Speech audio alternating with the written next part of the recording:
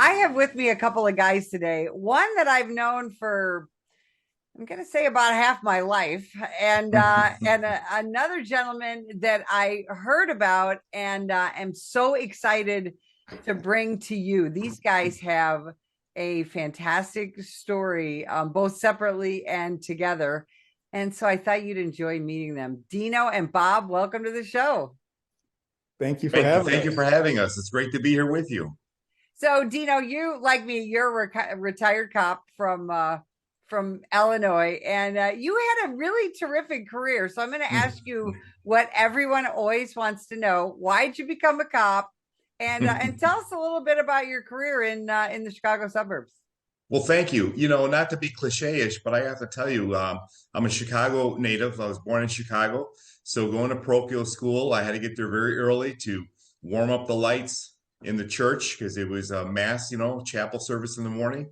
And while lighting up those old lights, I'd always see off to the distance a Chicago police officer praying. And I would actually look forward to go to warm up the lights and get everything set for the service.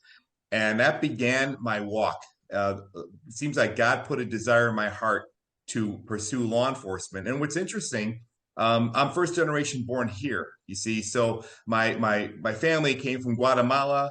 My father came from Greece. My stepfather, who raised me, he came from Vienna, Austria. So this was like a new thing in our family as being in law enforcement.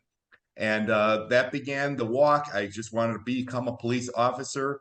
And it led all the way into my first application in 1988 as a dispatcher, actually. And from that dispatching, I went on to a northwest suburb in Cook County, and I became a civilian employee. They called them at the time police cadets, right? At age 19. And then soon there, barely 22, I went to the Chicago Police Academy Metro class. And thank God I just completed 30 years total serviceable in 2018. But I have to say that it was around 1989 is when I was mentored by an older detective. And he basically taught me and encouraged me to look at law enforcement through the better way, I'd like to say. So he introduced me from having head knowledge of God to heart knowledge, a relationship with Jesus Christ. And intertwining in my career, Betsy, the Fellowship of Christian Peace Officers, a non-for-profit organization that is across the country. It started in 1969 in California, and we have a local chapter out here in the Elgin area. We meet once a month, and those relationships there were very genuine and authentic.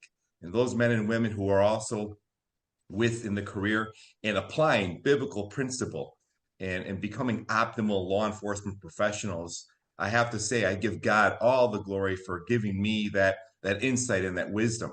And yeah, so that was about 75 pounds ago. And you and I met obviously throughout our careers.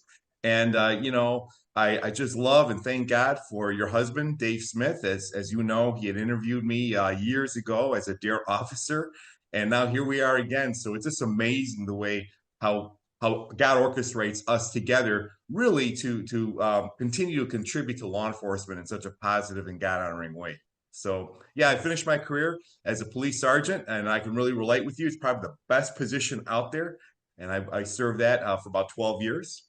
And currently, I'm the president of the local chapter of the Fellowship of Christian Peace Officers. And I just have a passion for men and women to know God in a personal way. I don't convert anybody, I just share my story, leave it up to God. Everyone's welcome to attend. And I will say this to complete my intro briefly that, God is looking for men and women to be in position to serve God in law enforcement, especially at such a time as this. Oh, it truly. Now, Bob, how did you meet this guy, this young sergeant? Well, Dino and I met probably now 7 years ago, 8 years ago. Yeah. I was at the time pastoring, but I was also helping out a local ministry organization here called Fox Valley Christian Action in the Chicagoland area. And I was helping them with summer camp. And so I was kind of the person running it. And we did training at our church. And I walked in to begin the training, and I saw this young lady sitting there kind of by herself, and just kind of went up to her and began to talk to her, and found out that she was local, found out that she was, I think, a senior in high school, junior in high school. Mhm. And just through a lot of just little dynamics of things and talking with her, the Spirit of the Lord just said, your son is going to one day marry this young lady.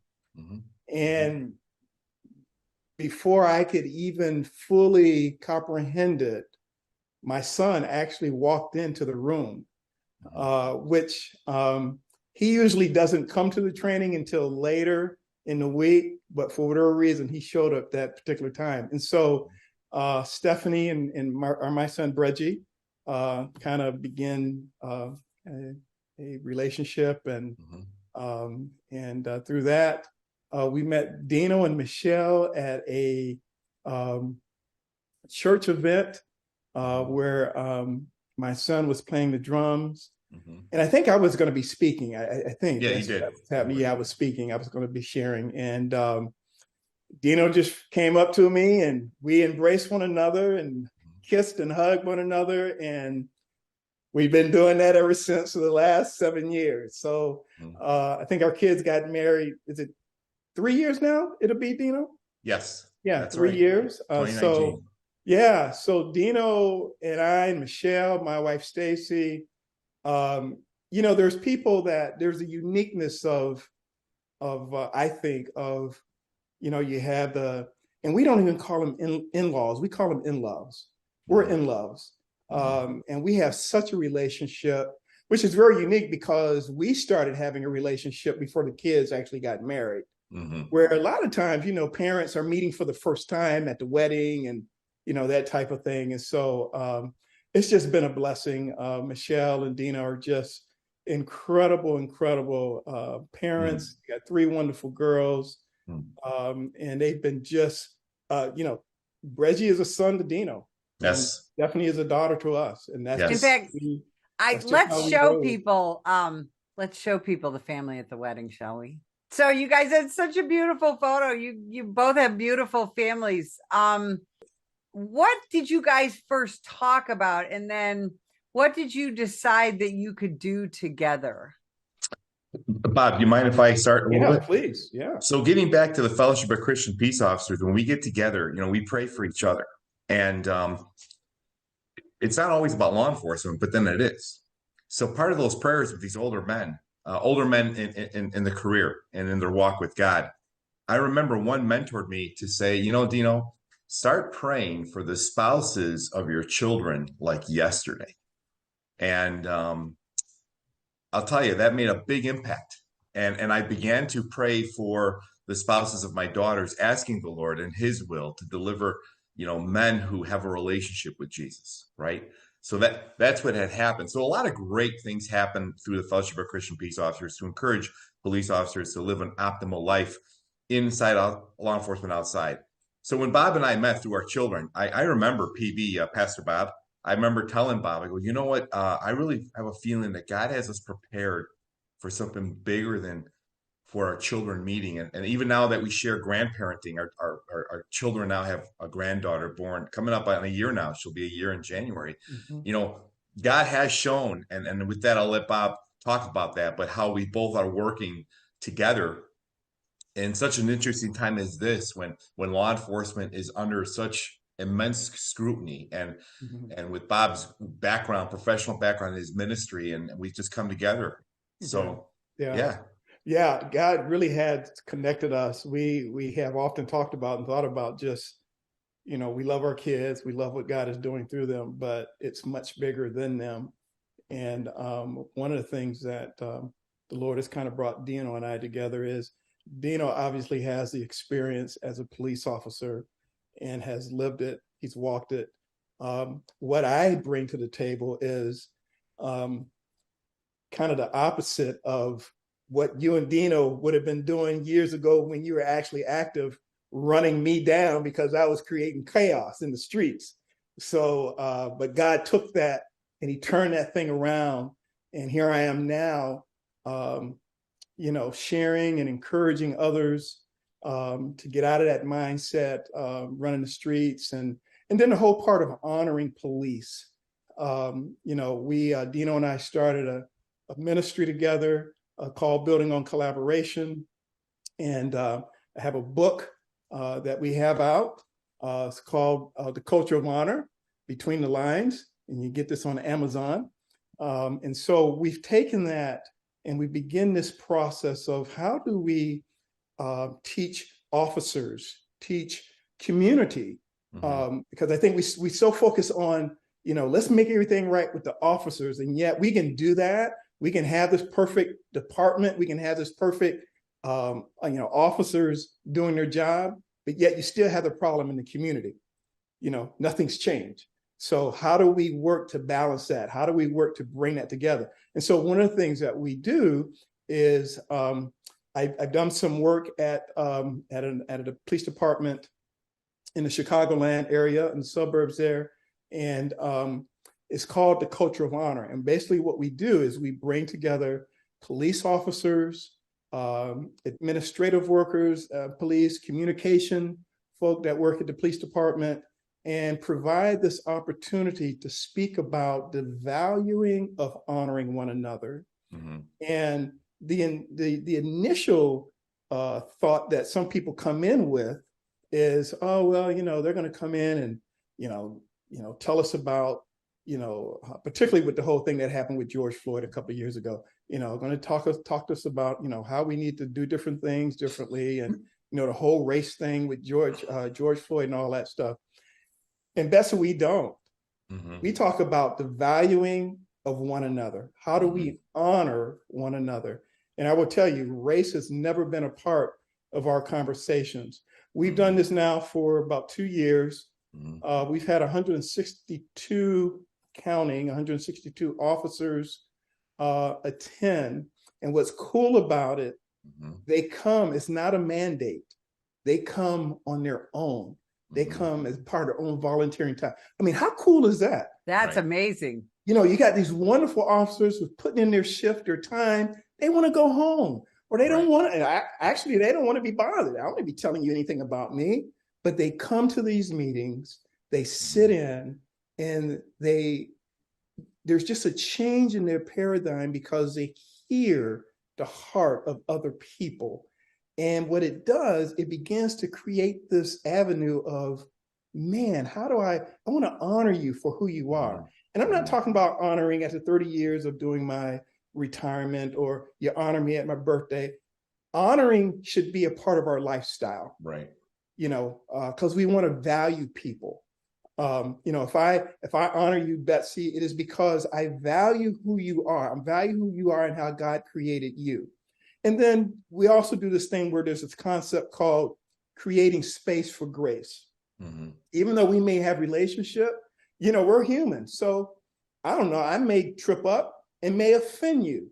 But because we built relationship, because there's honor, what happens is that you've created enough space between me and you that allows me to hiccup sometimes, where it doesn't change our relationship, because there's honor and value there. And so we've had a lot of success with doing this with police departments, have done this with churches. So it's not just focused on police and community, but because of the era that we were living in, I kind of wrote the book a little bit more towards police and community.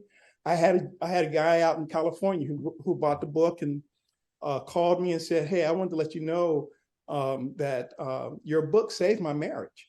Wow. Had nothing to do with the police, had nothing to do with the community. It just had to do with the fact that there's honor there. So Dino and I are doing that. We're kind of really trying to build it up more and hitting different places, different police departments and communities and churches and that type of thing. So pretty excited about it. Yeah. And, Betsy, if I can add that, us being around as long as we have in law enforcement, I'll speak for myself.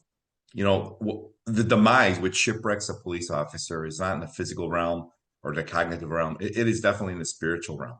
And that's supported by our friends in the FBI that, in 2005, the Human Behavioral Science Unit, these scientists, they put together an empirical study, right? And it's called Beyond Survival Towards Officer Wellness. I have to look at my notes because BESTOW is an acronym.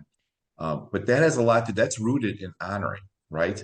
And when you have a police leader, I mean, we can ask questionnaires of many law enforcement, active and retired, and they can probably say what's most challenging is what kind of culture is being cultivated in a police organization, right?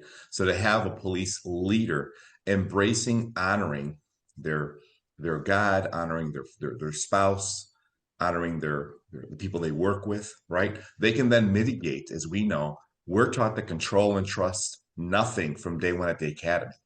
But as of lately, I don't think we can do a better job to help officers how to shift gears when they go home, right? Or even as you get promoted, you don't want to control your people and not trust your people, especially with your spouse and your children. So when Bob and I have come together through God's grace and through the intertwining of the Fellowship of Christian Peace Officers and the culture of honor, we were invited to speak and teach at the Police Academy, Chicago Police Academy.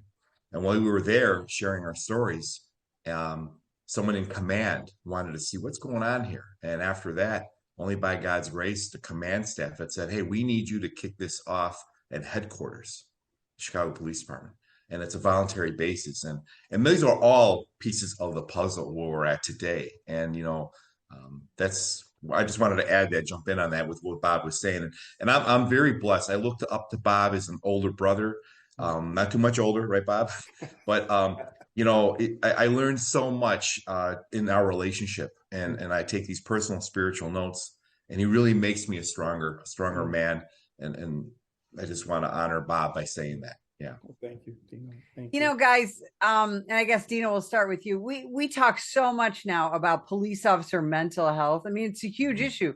You talk about the Chicago Police Department.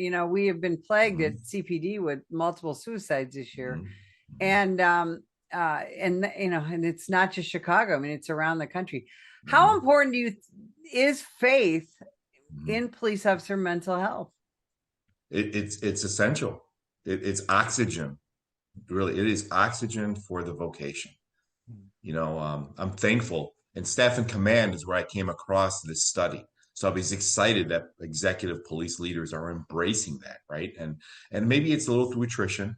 And of course, we add spirituality. And of course, I just want to make it clear, the FBI study doesn't talk about denomination or faith. That is a personal choice. But, here we are.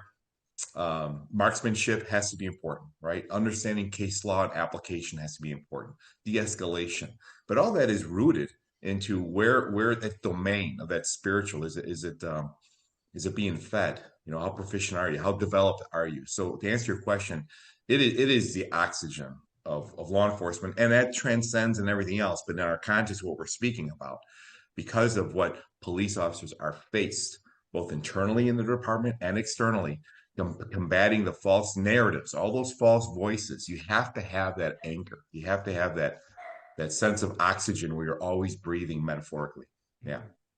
Betsy, right. I would say we have, in fact, in the book of The Culture of Honor Between the Lines, there is a chapter in there called Healthy Minds. And Dr. Al Keating, who's on our team, does a great job of speaking to that. And not so much from a spiritual standpoint, but just from a standpoint of reality and life. One of the things I always tell the officers in these workshops that we do is that what you do isn't who you are. That's right. Who you are is a mother, a father, a part-time coach, a mentor, a brother, a sister. What you do is a job that you have chosen to work in, but it's not who you are. And so what we're trying to do is trying to help officers to realize that, yes, you have a job, but that job doesn't make you who you are when you're not working. And but yeah, the Healthy Minds thing is a great concept, and it is in our book. So if you want to get that book, The Culture of Honor Between the Lines, you'll see that in that. There's a chapter in the book there. And Betsy, that culture of honor is a bold and loving mechanism where it legitimizes an individual, right? I understand that there are people out there that that they have been wronged. So we definitely seek to legitimize. However, if in our relationship building, if the individual allows us to present them with the motivators that could change their perspective, we look forward to that aha moment. And one of those aha moments is at the very end, I'll say, oh, by the way, Bob's son married my daughter. Guys, where can people get the book, and where can they find out more about you and reach out? Yeah, well, you can get the book on Amazon, The Culture of Honor, Between the Lines, and it is on Amazon currently. You can also reach us at boconor.org. Again, that's boconor.org. That is so perfect. Pardon me. Dino, where can people find you if they need to get in touch with you?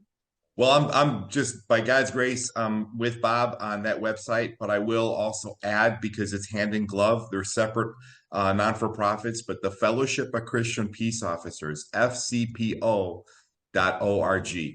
fcpo.org. You can find your local chapter, and either through the Culture of Honor, that website, my information is there as well.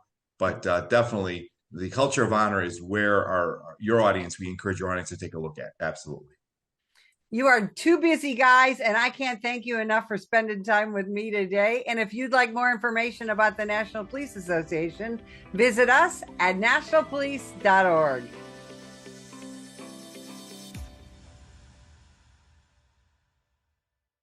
Ma'am, put the gun down! Put the gun down! Last year, law enforcement officers were involved in hundreds of thousands of use of force incidents. A use of force incident is when an officer must use nonverbal tactics to gain control of a dangerous situation. Put the knife on the ground. In many cases, officers have no choice but to use force when a suspect doesn't comply with a lawful order. Use of force is always ugly. No one likes it, especially police officers. Together, we can help de-escalate these dangerous encounters. Help police officers by complying with their lawful orders. Don't attack, attempt to disarm, or flee from an officer. Use of force is an officer's last option.